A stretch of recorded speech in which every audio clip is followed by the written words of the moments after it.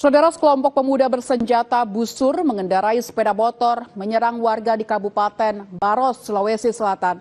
Aksi yang dipicu dendam lama ini sempat membuat panik warga di lokasi.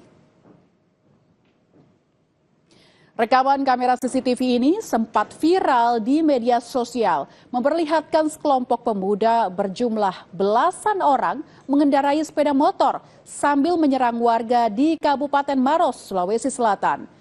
Dalam penyerangan ini, sebagian pelaku terlihat membawa busur yang membuat warga panik dan berlari menyelamatkan diri.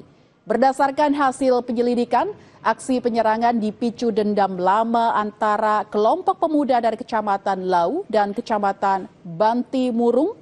Pasca kejadian ini, kepolisian sektor Bantimurung bersama tokoh masyarakat dan orang tua kedua belah pihak langsung melakukan mediasi.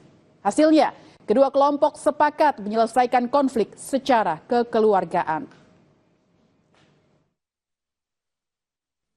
Bahwa itu dendam lama. 2 tahun yang lalu pernah anak muda ini merasa dikeroyok di daerah Baradasi. Kami kumpulkan kedua belah pihak untuk melakukan mediasi supaya ini bisa diselesaikan secara kekeluargaan.